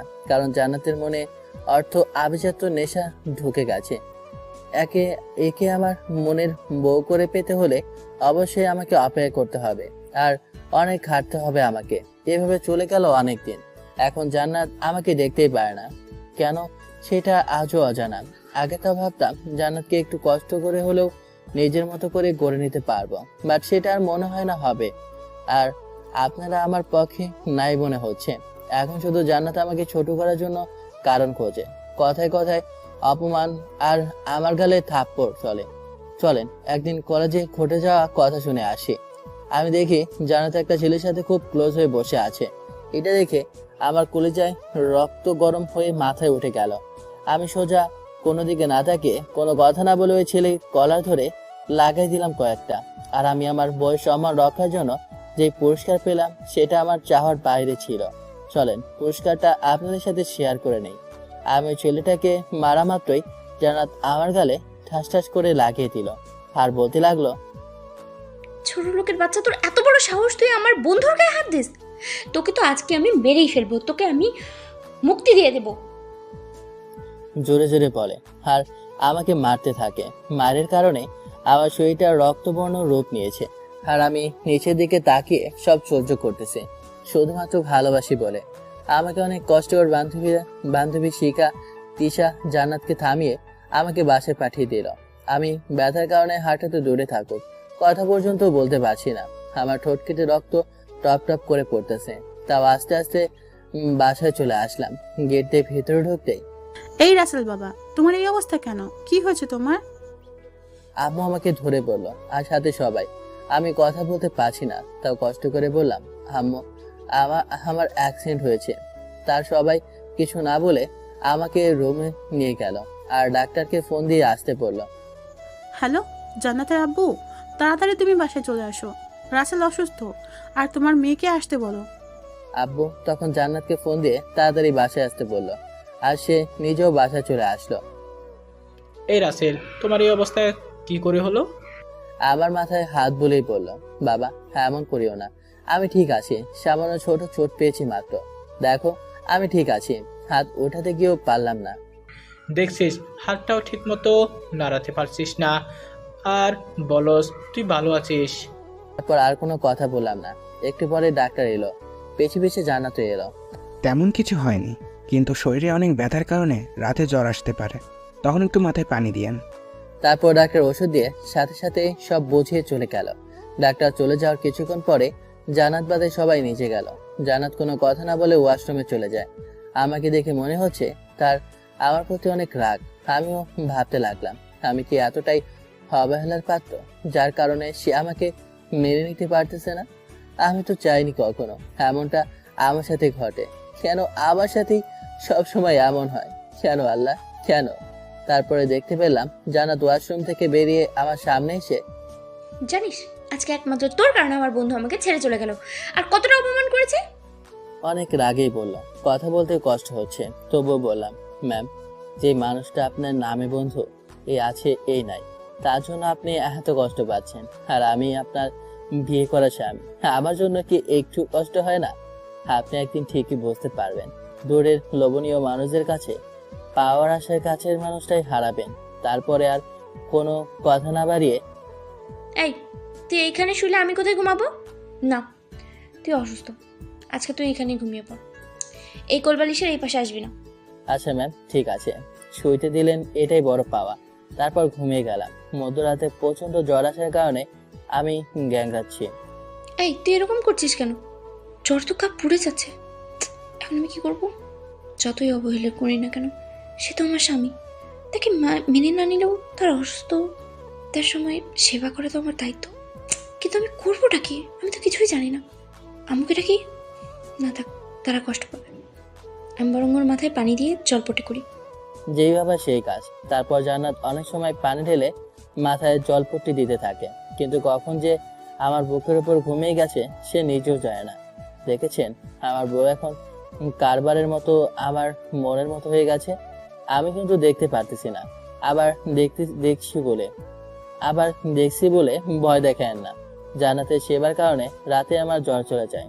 যাদের সেবা করার মানুষ নাই তাদের কাছে তাই একটু সুস্থ বোধ করার কারণে ঘুমটা ভাঙার পরে চোখ খুলে আমি তো অবাক হয়ে গেলাম, কেননা স্বয়ং জান্নাত আমার বুকে মাথা রেখে ঘুমিয়ে আছে।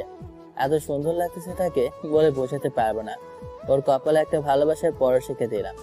আমার কাছে খুব ভালো লাগতেছে, একটু কষ্ট নেই। খুশির জন্য মনে হচ্ছে এই পৃথিবীর বুক থেকে সারা রাত আসমানে চলে এসেছি।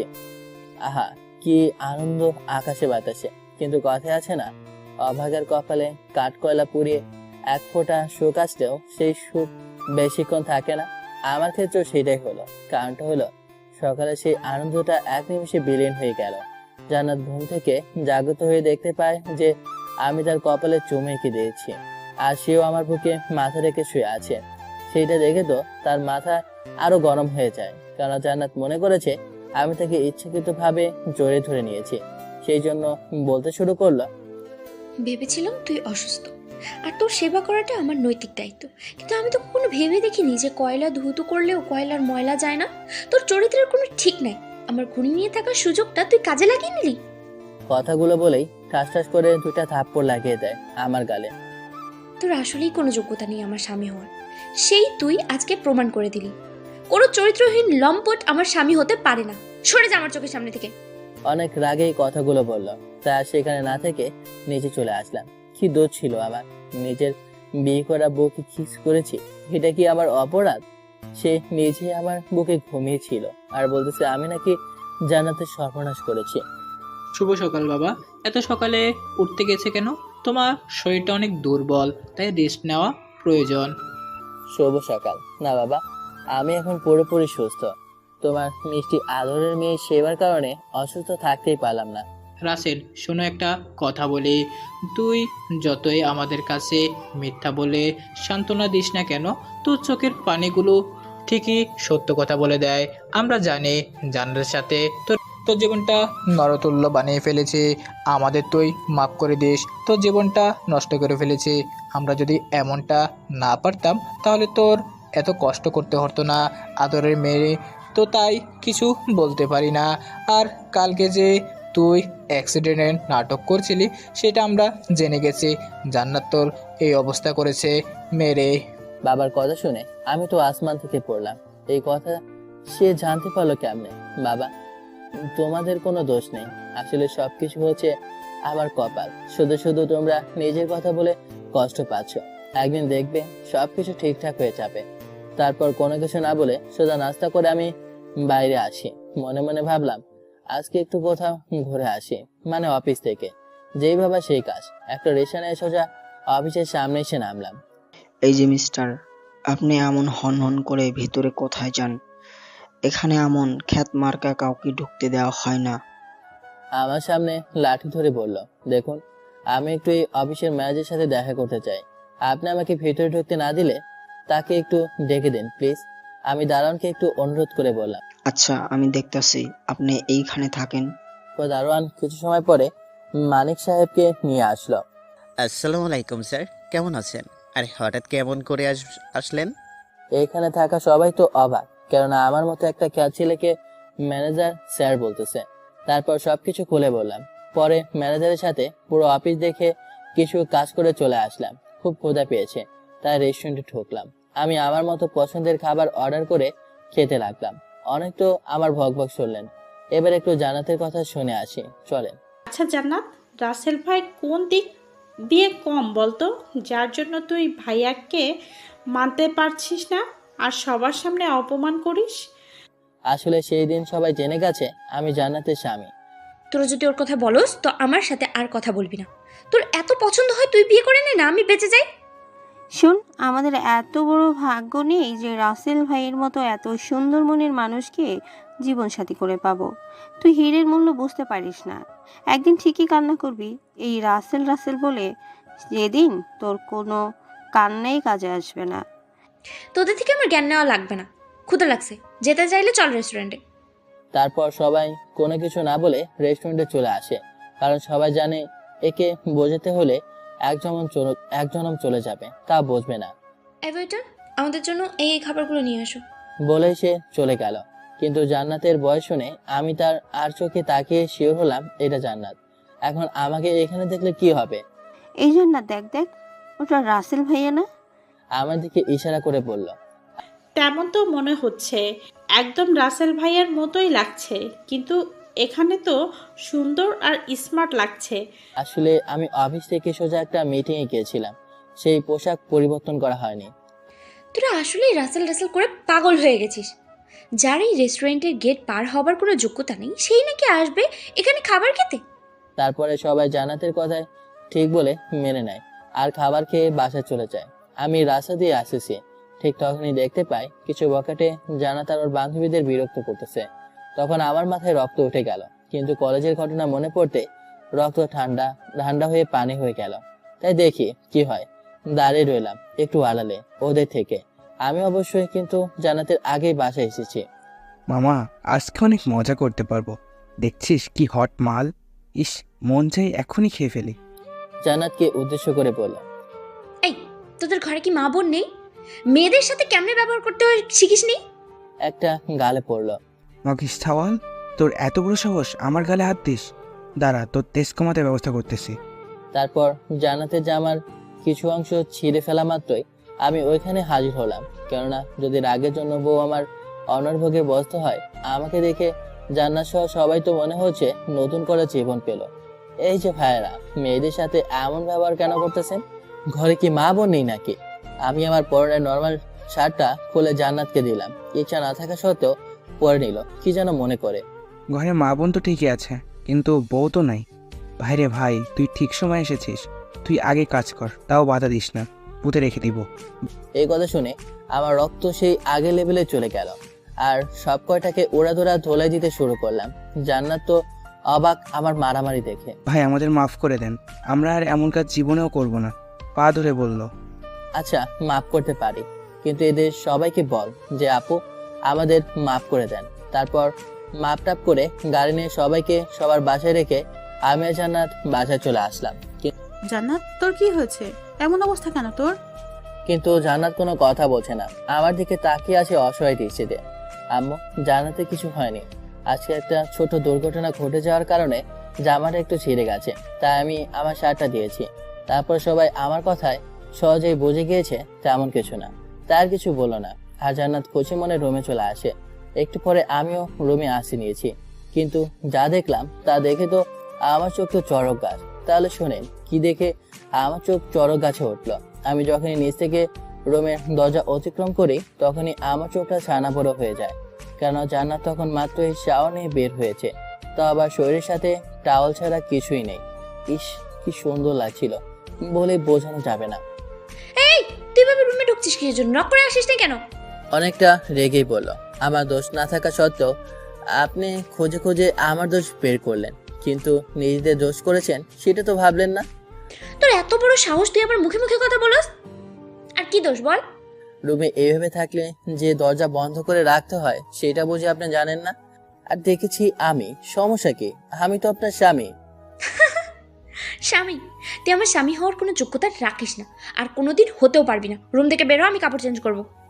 তারপরে আর কোনো কথা বলি নাই। কি লাভ এই মায়ের লগে ঝামেলা করে?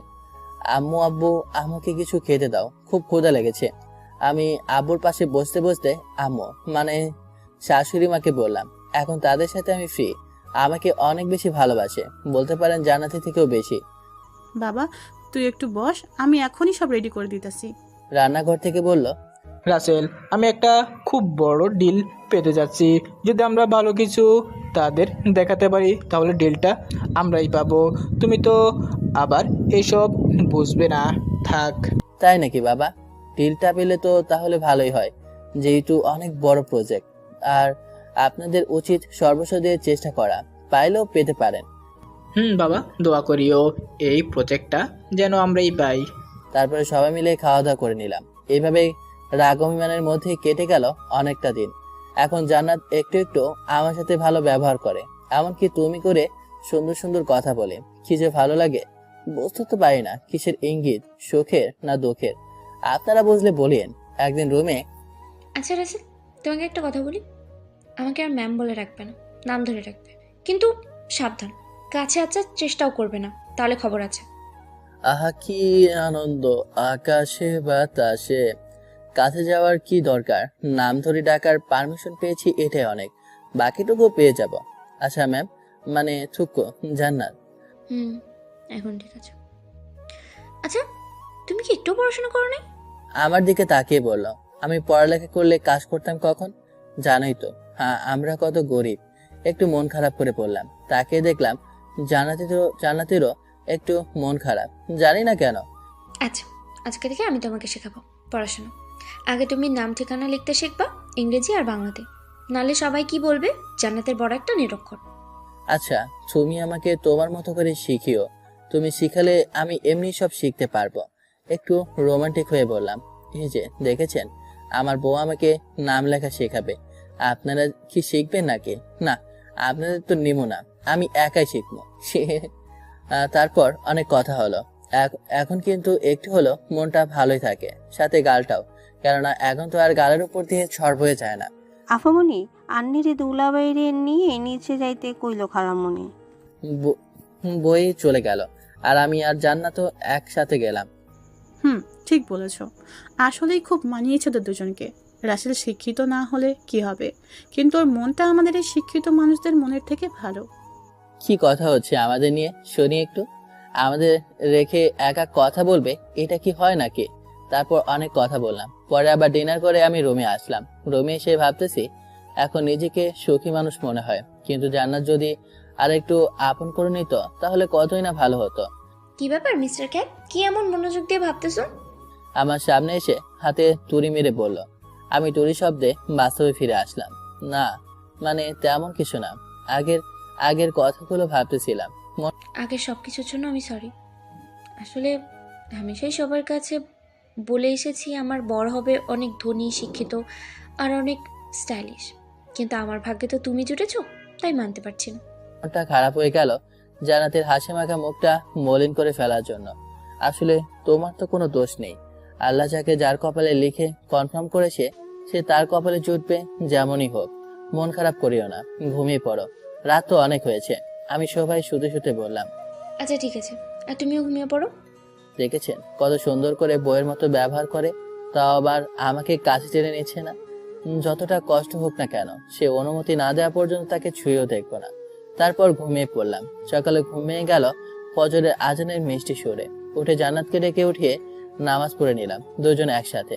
তারপর আবারও ঘুমিয়ে পড়তে নিমো, অমনি এক মন রাগার সাথে ঝাড় নিয়ে বলল, এই তোমাকে না বললাম পড়াশোনা শিখতে হবে, তাহলে নামাজ পড়ে এখন ঘুমিয়ে পড়তেছো কেন?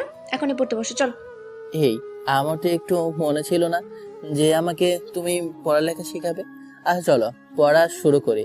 তারপর খাতা আর কলম নিয়ে আমাকে দেখিয়ে দিতেছে কি করে লিখতে হয়, কিন্তু আমার তো সেই দিকে কোনো খেয়ালই নেই। আমার ভাবনা জুড়ে তো শুধু জান্নাত, আমি তার দিকে চেয়ে আছি। হঠাৎ, এই আমার মুখে কি লেখা আছে নাকি? সব খাতার দিকে তাকাও, কি লিখছি বলো তো? বলতে পারলে, বলতে না পারলে খবর আছে। অনেকটা রাগ নিয়ে বলল। আমি জান্নাত থেকে কলম নিয়ে তার দিকে তাকিয়ে আছি আর লিখতেছি, কিন্তু লেখার দিকে আমার কোনো খেয়ালই নেই। জান্নাত তো অবাক হয়ে গেছে কি করে আমি লিখতেছি। একবার দিকে কি করে লিখছো? আর হাতের লেখা তো সুন্দর, প্রথম তো কখনোই এমনটা হবে না। অনেকটা অবাক হয়ে বলল। তার কথায় আমার হোশ আসলো। মানে আসলে আমি তোমার দিকে তাকিয়ে থাকলেও কিভাবে লিখছি সেটা দেখেই শিখেছি। আমার সাজানো কথাগুলো এক নিমেষেই বিশ্বাস করে নিল। তারপর আর কোনো কথা না বলে আমাকে অনেক কিছু শিখালো। পরে সকালে নাস্তা করার জন্য গেলাম। নাস্তা করে বাইরে দাঁড়িয়ে আছি, কারণ জান্নাত কলেজে যাবে। কিন্তু আমার তো আর সময় কাটছেই না। এই মেয়েটা পারেও বটে, কত সময় লাগে তার সাজতে কে জানে। অবশেষে আমার অপেক্ষার প্রহর শেষ হলো। মহারানী এসে গেছে। আমি তো ওর দিকে তাকিয়ে আছি। অসম্ভব সুন্দরী লাগছে ওকে। আজকে প্রথম তাকে এই রূপে দেখলাম। নীল থ্রি পিস, নীল চুড়ি, কি কালারের লিপস্টিক দিলে ফুটে উঠবে জানি না আমি, তাই কমো না। দুই ঠোঁটে কাজল দেওয়ার কারণে সৌন্দর্যটা আরো বৃদ্ধি পেয়েছে। আর ঘোর কাটে জানাতে ডাকে, এই যে মিস্টার, এমন করে কি দেখছো? মুখে মশা ঢুকে যাবে। আমি তো পড়ি দেখি, তার দিকে তাকিয়ে বললাম, কি বলছো এসব? এখন পড়ে আসবে কোথা থেকে? পাগল হওয়ার আগে চলো কলেজে। তারপর কলেজে চলে আসলাম। আজকে কলেজে জান্নাতের কোনো রাগ নেই, মনে হচ্ছে একটা শিশু। কি ব্যাপার জান্নাত, আজকে দুলাভাই তোর সাথে, তাও আবার পাশে দাঁড়িয়ে? কারণটা তো বুঝতে পারছি না। তোর বুঝতেও হবে না এত কথা না বলে চল, ক্লাসের সময় হয়ে গেছে, ক্লাসে যাই। তারপর আমাকে বলে তারা সবাই চলে গেল। আমি কলেজের ক্যান্টিনে বসে কফি খাচ্ছিলাম আর দেখছিলাম কেউ আশেপাশে আছে কিনা। তারপরে একটু হাঁটতে হাঁটতে বাইরে আসে, এসে দেখতে পেলাম সেদিনে মেয়েটি মানে মিষ্টি পেপার বিক্রি করতেছে। এই মিষ্টি, এদিকে আসো। আমি ডাক দিয়ে বললাম, ভাইয়া কেমন আছো? আর এখানে কি করো? একদমই কথাটা বলল অনেক খুশি হয়ে। আমি তোমার ভাবিকে কলেজে নিয়ে এসেছি, তুমি পেপার বিক্রি করছো কেন? ভাইয়া, তুমি সেই দিন যেই টাকা দিয়েছিলা, সেই টাকা দিয়ে আম্মুর চিকিৎসা করিয়েছি। আর আমি স্কুলে পড়ি, বাকি সময় এই পেপার বিক্রি করি। যাক, অনেক ভালো লাগলো তোমার কথা শুনে, তুমি এটাই করো। তারপর মিষ্টিকে কিছু খাওয়ালাম, পরে কিছু টাকা দিলাম। কিন্তু আমার এই সব কর্মকাণ্ড একজনের নজর রাখতে পারলো না। কি হতে পারে? যদি আপনারা জানেন তো বলেন। আমার আর মিষ্টির কথোপকথন কেউ একজন দূর থেকে নোটিস করতেছিল। কে সে, সেটা হয়তো আপনারা অনেক আগে আন্দাজ করতে পেরেছেন। তাই বলি, সেইটা জান্নাতই ছিল। হ্যাঁ, ঠিকই শুনেছেন, সেটা আর কেউ না, জান্নাত।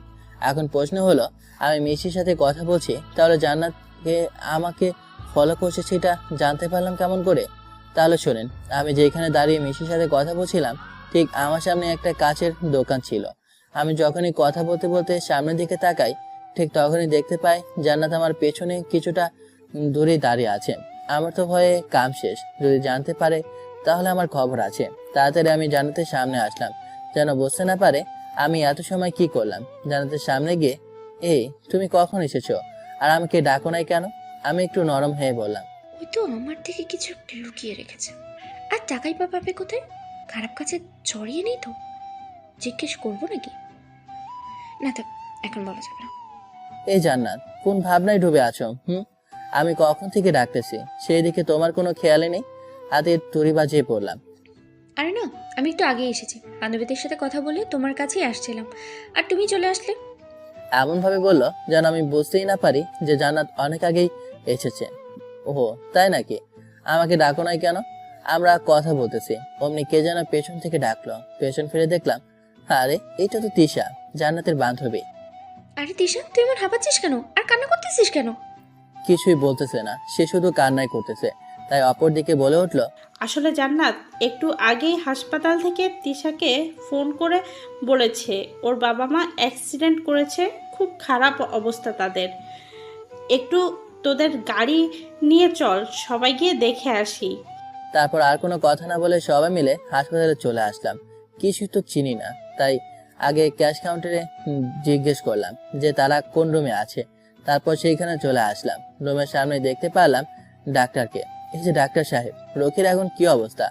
একটা ডাক্তারকে উদ্দেশ্য করে বললাম, আপনারা তাহলে এই অ্যাক্সিডেন্টের রোগীর কথা বলতেছেন, বুঝতে পারলাম। কিন্তু দেখেন, রোগীর অবস্থা খুবই খারাপ। এই কথা শুনে তো তিশা আরো কান্নাকাটি করতে শুরু করলো আরো বেশি করে। আর তাকে জান্নাত বোঝাচ্ছে আসলে তিশার বাবা মা ছাড়া আর কেউ নেই এই মায়ের পৃথিবীতে। আচ্ছা ডাক্তার সাহেব, আপনারা ভালো করে চিকিৎসা করেন। আমি ডাক্তারকে বললাম, দেখেন, আমি আমার সর্বোচ্চ দিয়ে চেষ্টা করেছি। এখন তাদের অপারেশন না করালে বাঁচানো সম্ভব হবে না। আর এই অপারেশন করাতে বাইরে থেকে ডক্টর আনতে হবে, তাতে অনেক খরচ।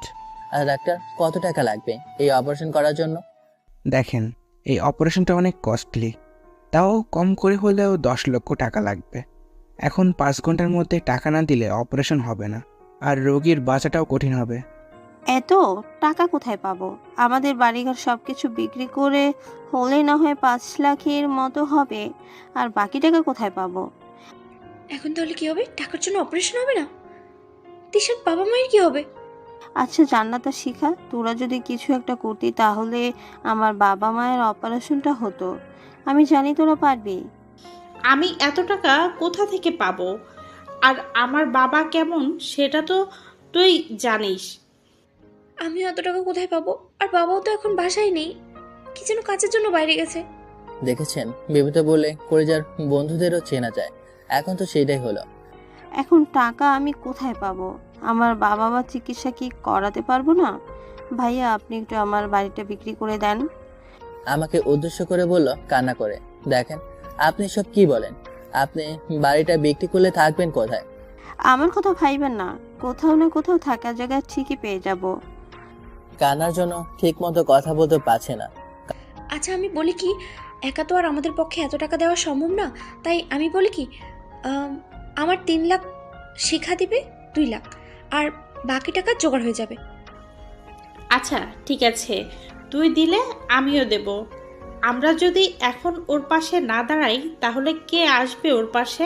তারা বিপদে যদি সাহায্য করতে না পারেন, করবেন না। তাও তাকে এইগুলা বলে ছোট করবেন না। যদি তার কাছে টাকা থাকতো তাহলে নিশ্চয়ই এই টাকা চাইতো না। আর কি বললেন, আপনাদের কারো কাছে টাকা নেই? যেখানে নিজেদের নামে ব্যাংকে 30 লাখ 40 লাখ টাকা করে আছে, তারপর এই সামান্য টাকার জন্য নিজের বান্ধবীকে সাহায্য না করে আবার কথা বলে। আপনাদের কিছুই করতে হবে না, সব ব্যবস্থা হয়ে যাবে। আমি দেখছি কিছু একটা করতে পারে নাকি। আমার কথা শুনে সবাই অবাক। অবাক হবেই বা না কেন? যে ছেলে নিজের পকেট খরচ জোগাড় করতে পারে না, সে এত টাকা কেমনে? এই তুমি এসব কি বলো? টাকা কোথায় পাবে তুমি? এটা কি খেলা মনে হচ্ছে তোমার কাছে? যার বইয়ের জন্য একজোড়া চুড়ি কেনার সামর্থ্য নেই, সে আবার জোগাড় করবে এতগুলো টাকা। এটা কিন্তু সত্যি মজার ছিল। জান্নাত, তুমি শেখাকে নিয়ে বাসায় যাও, আমি তিশার পাশে আসি। তারপর আমার এমন কথা শুনে ওরা রাগে ফুলতে ফুলতে চলে গেল। ভাইয়া এখন কি হবে? ওরা তাও 5 লক্ষ টাকা দিতে চাইছিল, এখন আর টাকা কোথায় পাবো? তোমার ভাবতে হবে না, আমি সব ব্যবস্থা করতেছি। যদি তোমার বান্ধবীরা টাকা দিয়ে সাহায্য করতে চায় তাহলে আর টাকা না থাকার বাহানা দিত না। তারপর ওকে রেখে আমি ডাক্তারের কাছে গেলাম। ডাক্তার সাহেব, আপনি অপারেশনের সব ব্যবস্থা করেন, আমি টাকা জমা করে দিতেছি। আচ্ছা ঠিক আছে, আপনি টাকা জমা দিন, আমি সব ব্যবস্থা করতেছি। তারপরে সেখানে না দাঁড়িয়ে ক্যাশ কাউন্টারে এসে পুরো টাকা জমা দিয়ে এসে তিশাকে বললাম, টাকার ব্যবস্থা হয়ে গেছে, আর কোনো টেনশন নেই, আপনি কান্না করবেন না। আমার কথা শুনে তো তিশা অবাক। সে কিছু বলতে যাবে, কিন্তু আমি না শুনে বাসা চলে আসলাম। যখনই রুমে ঢুকতে যাব ঠিক তখনই, এই তুমি এসেছো? আর টাকার ব্যবস্থা কি করতে পেরেছো নাকি? সব হয়ে গেছে। আমি তো আর আপনাদের মতো না যে বন্ধুর বিপদে পাশে দাঁড়াবো না। আমার কথা শুনে একটু হলেও জান্নাত মন খারাপ করে বলল, তুমি জোগাড় করেছো টাকা, সেটাও আমি বিশ্বাস করব? মজা ভালোই করো। নিজের চুলের কাটার টাকা আমাদের থেকে নিতে হয়, আর সে নাকি এতগুলো টাকা জোগাড় করেছে। কথাটা শুনে একটু কষ্টই পেলাম। টাকার জন্য জান্নাত এইভাবে খোটা দিল। তারপর আর কোনো কথা বললাম না। কি লাভ, সে তো ঠিকই বলেছে, আমি তো তাদেরই টাকায় চলি। এইভাবে চলে গেল অনেক দিন। আর তিশার বাবা মায়ের অপারেশনও ভালোভাবেই হয়েছে, এখন তারা সুস্থ। একদিন কলেজে, আচ্ছা তিশা, আমি অনেকদিন হলো তোকে একটা কথা জিজ্ঞেস করতে চাই। তোকে তখন টাকার কে দিয়ে গেছিল? কেন, তখন সব টাকা তো রাসেল ভাইয়াই দিয়েছে, তোরা জানোস না? এই কথা শুনে তো সবাই অবাক। আর অবাক হবেই বা না কেন? একটা ড্রাইভার এত টাকা কেমনে পেল?